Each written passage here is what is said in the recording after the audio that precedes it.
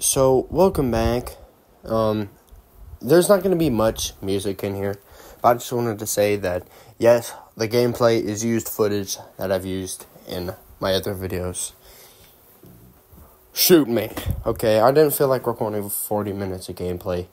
I went to school, went to sleep. Actually, I recorded a podcast. So, that's 3 podcasts that's coming out. I have other video ideas too, so you're not going to get to see. There's not just going to be 3 podcasts in a row. It's going to be like a bunch of other videos in between. But, yes, I have a bunch of videos that are going to be coming out. They're going to be scheduled to upload tomorrow. And then we will work from there. But hopefully you enjoy this. Let me know how you feel about it in the comments. I'm going to start doing more podcast videos along with whatever I do. So, hopefully you enjoy, and I'll see you guys later. Welcome back to the first podcast episode. Today we got Scott Pimflet. Scott, how you doing today? I'm doing great. I'm living the dream, man. Yeah.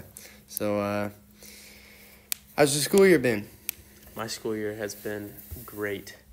Going into senior year, man, I didn't have many expectations. I mean, I had a bunch of stuff that I was going to do that I kind of just ended up not doing because I wasn't planning on going to college. So, Were you so you played football, right? Yeah. Yeah, I remember playing with you. Do you ever miss it? Like, do you ever miss playing it sometimes? Yeah, I miss playing football. I miss the team a lot. That's what I miss a lot. But, yeah, I think I'm also very happy that I don't play football anymore. So, Do you think it was, like, very stress-inducing or very, like, bad for your mental health, or, like, what? Do you think, like... no, I think that football just had a physical toll on me that wasn't really worth it anymore. So, like with all the concussions and stuff, it's just not worth it. Yeah. But I remember I got injured, speaking of which, the way I got injured, like, it kind of broke me, if I'm being completely honest, because I was out for, like, 6 weeks, and I couldn't do much. yeah. I couldn't play football, I couldn't do band, I couldn't even do show choir, and that was really what killed me. And to go more in depth on that one, it was the 4th play of the game, or not 4th, it was the 4th play of the second half.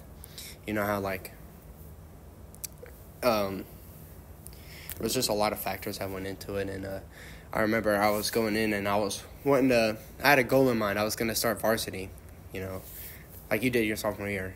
Speaking of which, how did it feel to start varsity? Well, so my freshman year, I was the only lineman that was moved to varsity, because I was just busting my butt, but I was also tiny. Like, if you compared me to any of the other linemen, they're all 300 pounds, and I was sitting at 205. So Yeah.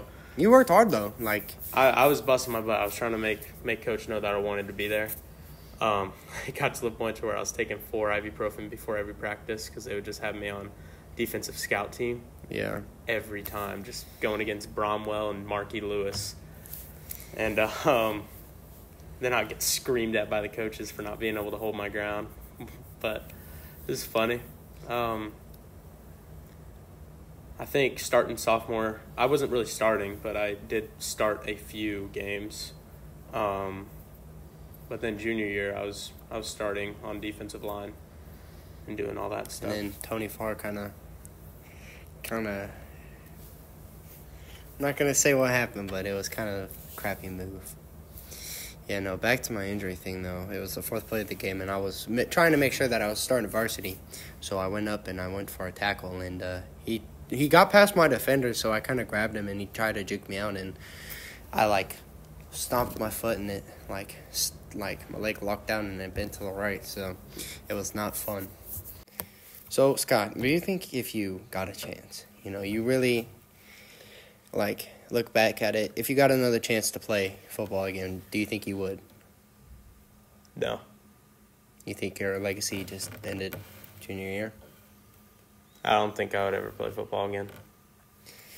But I think solely if you did get another chance, unless because you worked your butt off. Like I remember being in summer weights with you, you would like, especially like I know I hype you up on like that 315 max. It was only like 220, but you were really going after it, and you were like. I remember when you didn't get it, you were like mad, and you threw the weight down, and you were like, "Come on, man!" And especially during summer weights, you would just work your butt off. And I think like solely if you got another chance, I think you could go like D2, like low D1. I think I have a work ethic that if I want it bad enough, I'll get it.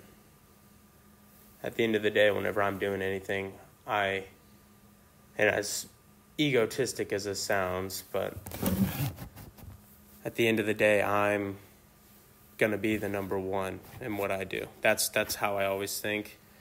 I'm going to be super respectful about it, though. Like, I don't want to hurt anybody's feelings or anything, or, maybe discredit someone when they have credit.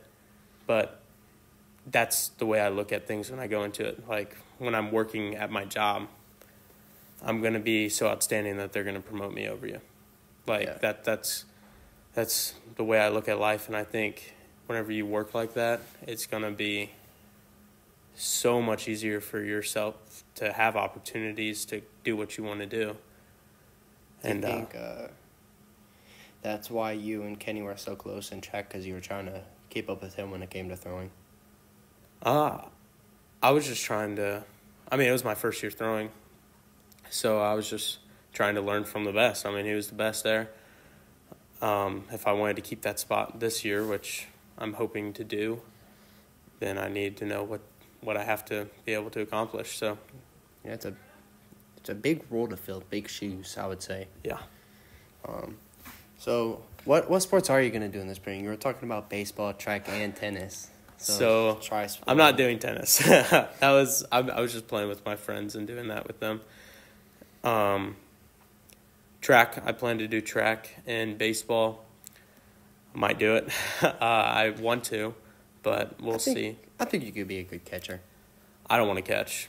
I'm decent at hitting whenever I get in a groove, but Sam said you were decent at pitching too. Yeah, I'm working on pitching. They've been working with me. So yeah. I think you could be the next Landon Shetteron. You just gotta grow the beard. You two kind of do look alike, if I'm being completely honest. What the heck are you on, Gabe? No, you do. If I'm being completely honest, have you seen Landon without a beard? No. Look in the old yearbooks. You guys look very similar. Nah. So, what looking back on your mentality, what do you think started it? Like, how long have you had it, you think? The mentality? I've always been a very competitive person. When I was 10 years old, I think that's when I started, working. I was mowing grass. I was push mowing 2 yards a week. They were pretty dang big. And I was doing it for, $20 a yard. It would take me almost 4 hours to do both the yards. And I did that for 2 years until I saved up enough money to buy a big lawnmower, in which then, when I got my big lawnmower, I upgraded to 11 yards. And I think just having that mentality of just, I'm going to work and I'm going to be good at what I do, I think that allowed me to do what I did. I paid $1,500 or $1,600 at 14 years old for a big lawnmower so that I could make more money. And I never really had an actual job until I turned 15, in which I was working at Ship Shape, and very grateful for them. They've been super good to me. But I would work 45-hour weeks cleaning bounce houses just for extra money. And yeah, just having that mentality to work is one of the things that puts you ahead in life. So yeah, I feel like a lot of people, especially when it comes to sports, I feel like a lot of people need to have the same mentality you have, because I feel like, especially on our sports teams, not everyone's I feel like once we have the talent, we just don't have much of the work ethic. Yeah. And I feel like a lot of people need to learn that, especially Like, I feel like we have some sports. Like, I know, like, the track team and the cross-country team. I'm friends with a lot of people on there. They work their butts off, especially the cross-country team. And what they do is, you were there for a couple practices. But yeah, I was. They're a very nice group. And they work, are fun.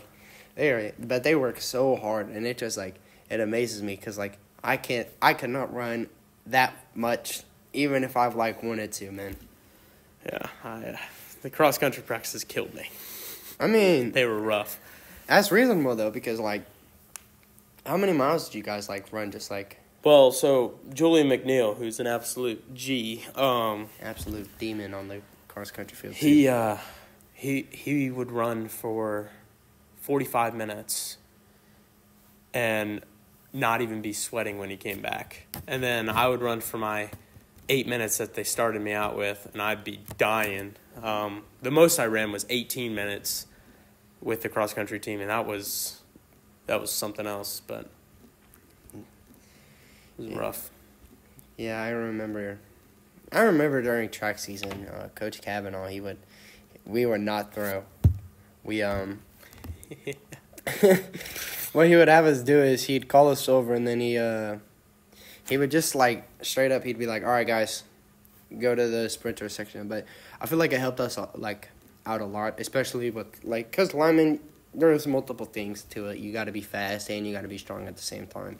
So, but he would just send us off to the sprinters. And even just, like, whenever Coach Westphal would have us do, like, 5-minute runs, I remember I'd be, like, fine, because I love running. Like, I love running, like, miles and stuff. But whenever Coach Cav would just had us, like, you know, do accelerations and stuff, the linemen would be gassed, and then I'm just over here like, all right, like, what's next? There was a few times, though, especially after, like, whenever we would run, like, 150s, and we'd have to, like, run and we'd only get, like, a little bit of a break, I was gassed. I was done. And it also doesn't help that, like, my water intake is not good at all. It could definitely use some improvement, and I think that's... there was multiple factors, but I also think that's kind of why I got injured. But, like, before I got injured, I was just pushing past a lot of pain because I didn't want to, like, fall behind. And I know it's dumb, but, like, whenever I wanted something, I was going to work hard no matter what the cost was. Whether it was my own body getting injured, I wouldn't necessarily put other people at risk of getting injured. But I do remember the reason why my leg did what it did was because it was under, like, so much stress that the bones everything just kind of cracked. And yeah, I'm lucky the injury wasn't, like, as bad as it was, but it still was, like, I still need to watch how my body, like, tells me things. It's one of the hardest things to do is to know when to stop, especially when you love something. It's very hard to tell yourself to stop. And I think I got significantly better at that with junior year, but my parents actually emailed Coach Cav and Big Cav this year about football, saying that they would potentially let me play. And I turned it down. I was really, every time football season comes around since I've quit, I want to play. Like, I loved it. But at the end of the day, I'm not going to go pro. I don't want to. Maybe little Scott wanted to, but I don't see it anymore. It's not worth it to me anymore. You think the flame has died down, or?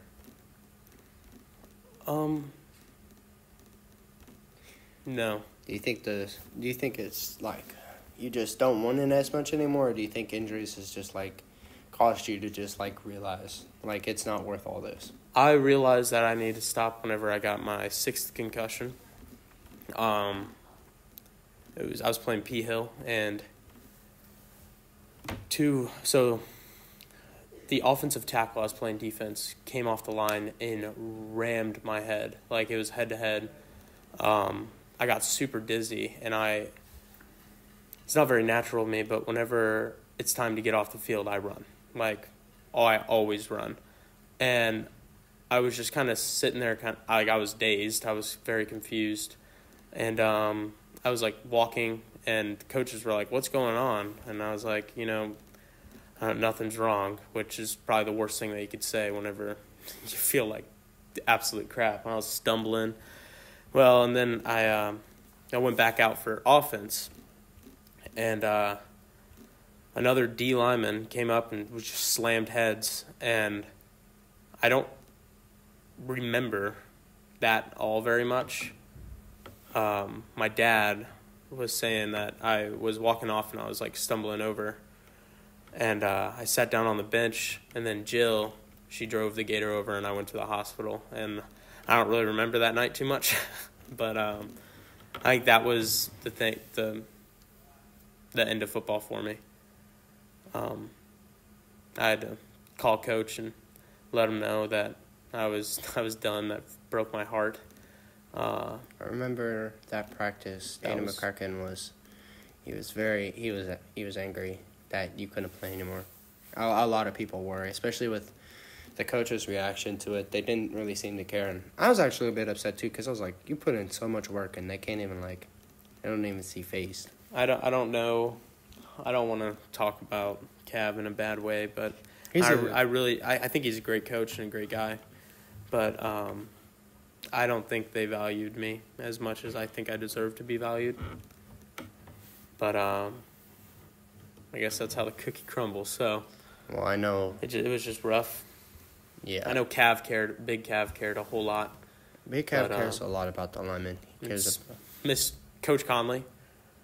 My goodness, that is an outstanding guy. And yeah, he was one of the most caring coaches I think I've ever had. Yeah. Well, along with football, how do you feel about show choir? What made you get into show choir? So, actually, it kind of goes back to my freshman year. I did Clue, and Malia Callahan caught me singing backstage, and she said, "Wow, you have a very good voice. You should think about doing show choir. We need guys." I was like, I don't know, because my sister was in show choir, and I wasn't the biggest fan of it, mainly because I got dragged to a bunch of competitions that I didn't really care about at the time, and I had to spend all day there, which, looking back on it, some of the performances were outstanding, and I love music a whole lot, so obviously something in my brain changed, but I went out for show choir, and my group had my current girlfriend in, and that's kind of when I got a crush on her, I'm not going to lie. She's a very pretty girl, very nice, and we were doing our choir audition, and I got in, and I didn't really feel like I belonged. Everybody else, it's very cliquey. I wasn't involved as much, but Malia, Kelly, Haley, Caitlin, all of them, they just kind of took me in, and it was very fun. Do you think that's why? Because I know a lot of the times, a lot of the new people, they don't seem to fit in, but I feel like you make sure everyone's involved, no matter who they are. Do you think that's why you're like that? Yeah, I care about other people a lot, how they feel and all that stuff. I never want anybody to feel not included. It's one of the worst feelings ever, because for the first quarter of show choir, I was sitting in there learning music I didn't really want to learn, doing dancing, which I never danced before, so that was stupid. I freaking hated dancing. And but luckily, those people found me, and we became very, very good friends. And one of them is my very good friend, Haley. She's amazing. So let's dive more depth into you and Haley. When did you figure out you had a crush on her, and what made you have a crush on her? What was the big realization? Well, I thought she was very pretty and a really awesome person on the show choir auditions, but during show choir, towards the end, she was a senior, I'm a sophomore. I wasn't really expecting much, but I did have a big crush on her, and somebody else in the friend group had a crush on me, and so they asked me to prom, and I said yes, and I said I would like to go as friends and all that, and then Haley and I, we spent prom the entire prom together. We basically, both of our dates, they were really good friends. We were all really good, close friends, both of our dates. And she left, her date kind of just went with my date, and, they were just talking and, having a good time, and I was talking to Haley. And I think that's when I realized that maybe something was going on. And everywhere she went, dude, I just wanted to be around her. We were out until 3 a.m, just talking. Were your parents mad? No, they knew all about it. I mean, they didn't know I liked her, but they knew all about it. And eventually, Haley and I would just kind of started holding hands randomly. Okay. All of a sudden. And it was the wildest moment.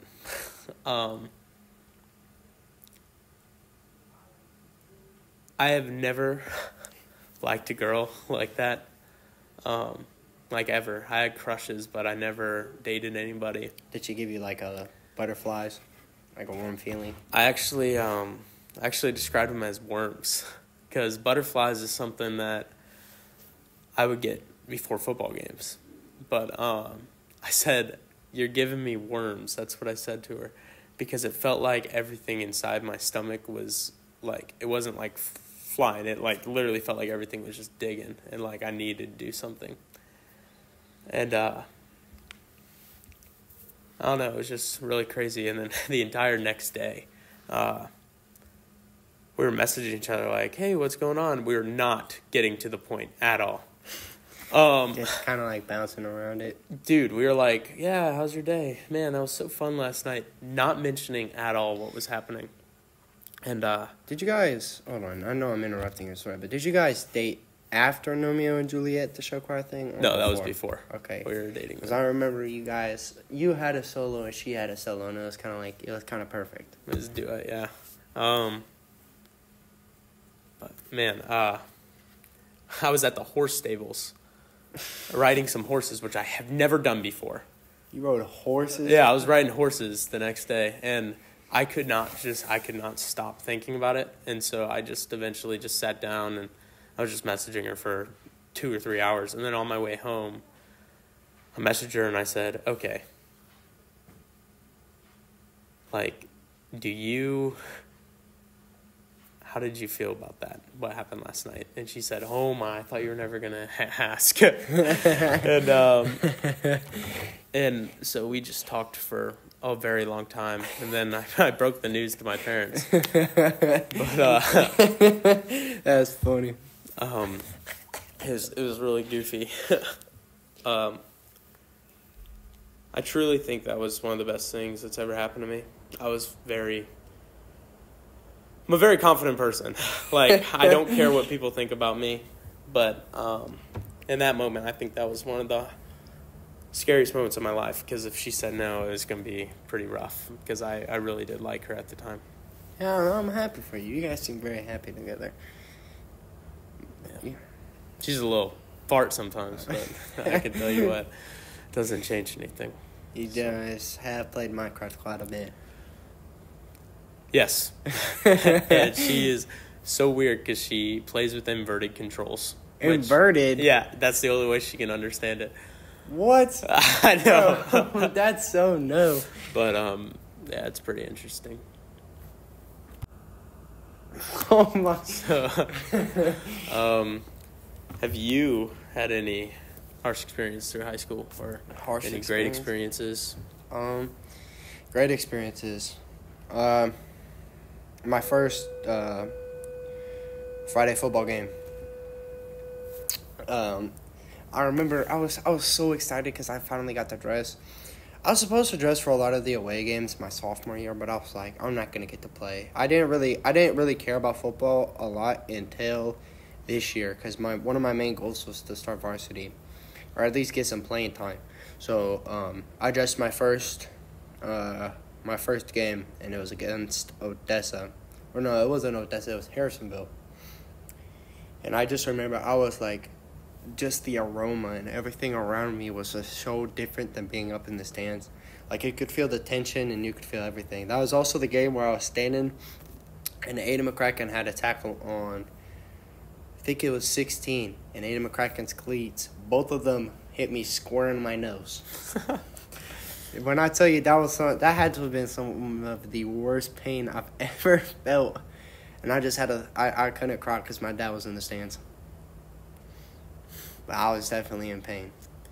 Yeah, that Friday night atmosphere Yeah, is something different. It is completely. It is one of the best feelings ever. Yeah, it's like getting married. That's the best way to describe it. I wouldn't go that far. I'm joking. But I'm joking. Yeah. No, but it's definitely like it's a great feeling, and it's just like the aroma and everything, especially when it's your first time too. Like, imagine how Kobe felt whenever he was like pronounced the passing starter. touchdowns. Yes, I remember that because that was also. No, it wasn't that game. It was Odessa. Odessa, Kobe ran it in for a touchdown, and he jumped up. And I swear, like, Friday Night Lights, your touchdown celebrations, you become 10 times more athletic than you will ever be in your lifetime. He jumped up, and he dunked over the flag post.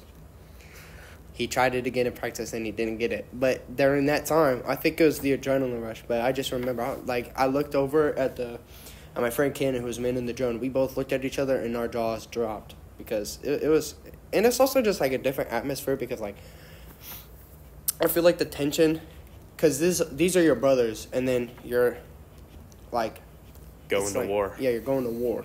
And the tension is a lot higher, you know, and I feel like feelings and emotions are boosted and increased by a lot. For sure. That's for sure. So, how do you feel about the musical? The musical? Yeah, Footloose. You know, I love musicals. Like, I love them. When I listen to music in my car, I would say 60% of the time I'm listening to musicals. Like, they're just so much, they're just written so much better. No, and here's why. There's more musicality. Like, I'm not saying that bops that coming out, like, recently, like, Stick Seasons, all that, that's 4 chords.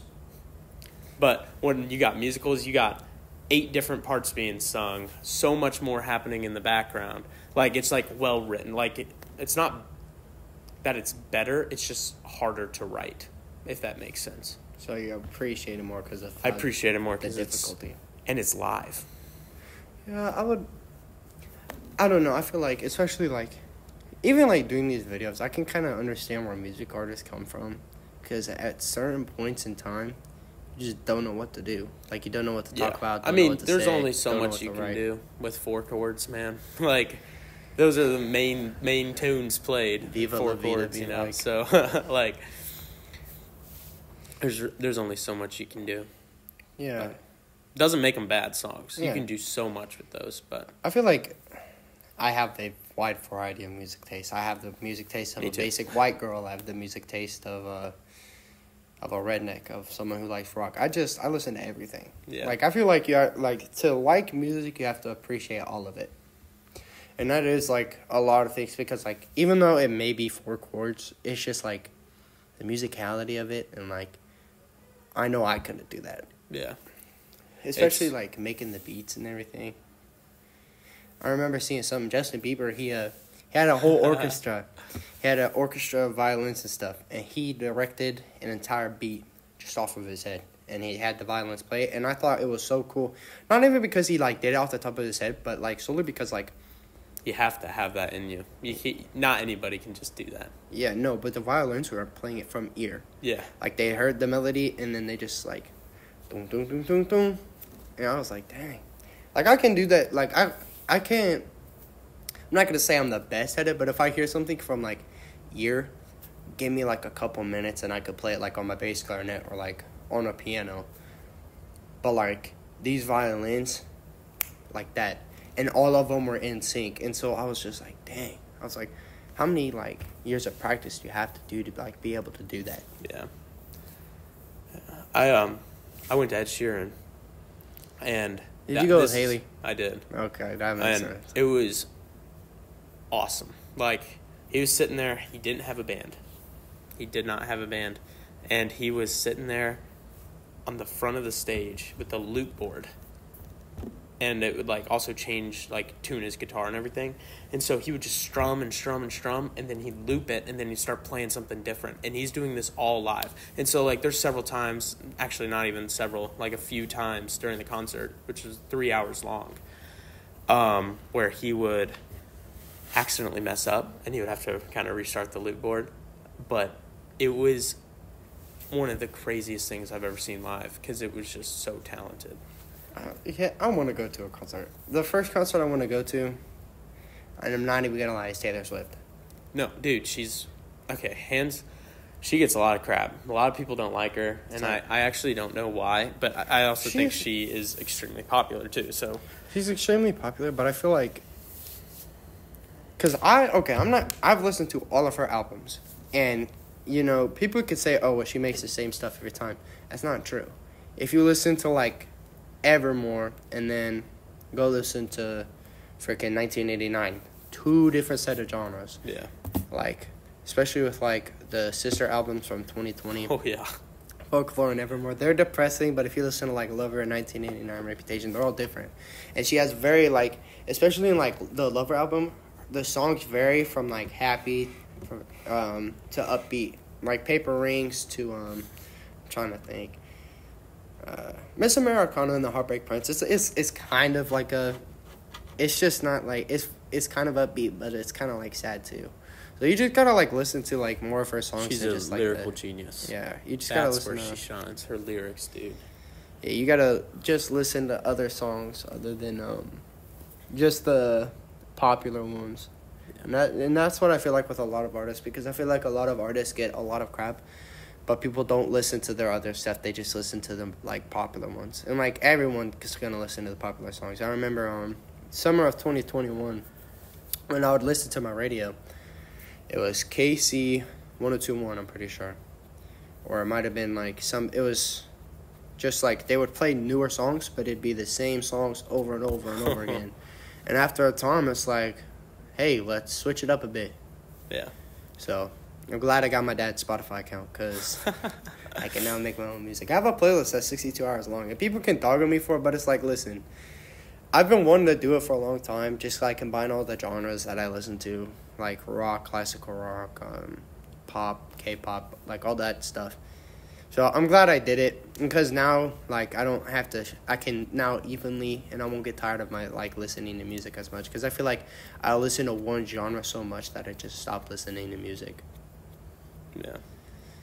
But I have been... Do you know Shannon Sharp? I do not. Shannon Sharp, the tight end for the Broncos. Oh, okay, yeah. Okay, so Shannon Sharp and Chad Johnson, I think his name is, Ocho Cinco, they made a podcast. That was my inspiration for wanting to do this. Oh, really? Because, I saw it and I was like, these guys are naturals. And it's so funny, too. Chad Johnson was trying to tell Shannon Sharp he could bench more than him on 225. And Shannon Sharp was like, oh, Joe, you couldn't even bench 225. Like, take off your shirt and stuff like that. It was just, I'll have to find the clip. I'll insert it if I find it. But I just remember I was laughing my butt off at work. And I was just like, man, I got to do this. So I thought of, a couple of people. You're the first person that came into mind. I thought this episode was going to be a bang, and I think it will be. It's not like my other videos where I kind of joke around and I over-exaggerate things a lot. It's more serious, but I feel like that's going to be, like, I need, like, more variety when it comes to, like, content and stuff. But I am going to be going on a grind. 5 videos coming out this week, hopefully. Ooh. All right. Well, hey, I can't even lie to you right now. I've enjoyed myself a whole lot. Like, actually, I think this is a really fun idea that you're doing. And I think getting guests from school is a really cool way to maybe connect people and bring a positive light to things. Yeah. Where I feel our school has some issues with maybe not being the most Nicest. sure. Like Not including everybody. Yeah, I feel like And certain friend groups are very exclusive, and you have to be friends with certain people to get into them. I wanted to join Stuco, which now that I'm in it, I don't know if I was actually the best fit for my position because I'm dance coordinator, and let me tell you, I don't know nothing about how to design dances. But I think they just kind of thought because you were in show choir, you would know what you're doing a bit. I feel like. I mean, no, I bet I could design a good dance, but it's not my strong suit. I mean, yeah, the only dance I know how to do is the Mariah Carey When It's Gone dance. I have a video of it. I have a video of me doing it. I like to make edits on the side, so. That's funny. But I think what I try to do is once I figured out that what people think about me, that it shouldn't affect how I look at life or what I do with my life. I know I'm probably weird to a lot of people, because I do what I want to do. Makes your life a whole lot happier. And the way people view you after you are open about what you want to do and what you love, it doesn't matter. The only people I care about what they think about me is other people that I care about. Because if they start thinking of me a certain way, then I know I changed something and that I maybe need to relook at what I'm doing. Take a step back and stuff. Yeah, and make sure that I'm doing what is best. I care about my reputation a whole lot. I never want to be seen as somebody that people are like afraid of or that they think I'm mean.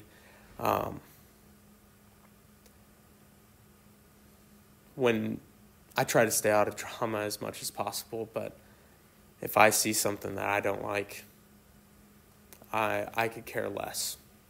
What? I'm going to stand up for what's right. And I don't care if I have to take on 500 people. At the end of the day, if it's right and I'm going to be helping someone who's maybe being kicked down into the gutter, I'd rather do that and be with that person in the gutter than standing on top laughing at them. So I think that's a good way, and I think that's what a lot of people should try to replicate. I think they should try and replicate what you do. Yeah. And actually, I'm going to give some credit to where it's due. Cole Kreisel. He is one of the best guys I've ever met. Cole Kreisel is very nice. The way he works is truly inspiring, first of all.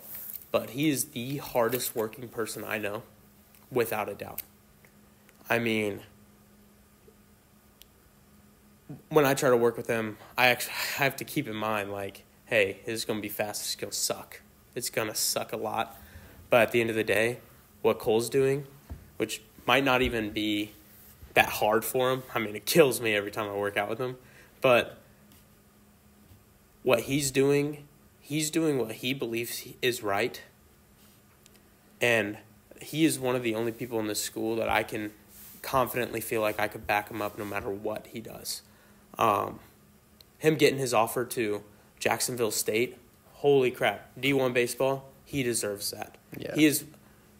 There's a lot of people who might feel entitled and feel like they should be getting everything. His work ethic, I'm fumbling the words, but his work ethic was insane. It was just as good as yours. Like, I remember coming into morning weights, he would always be just, like, working on his throwing, working on batting and everything. Like, he deserved that scholarship.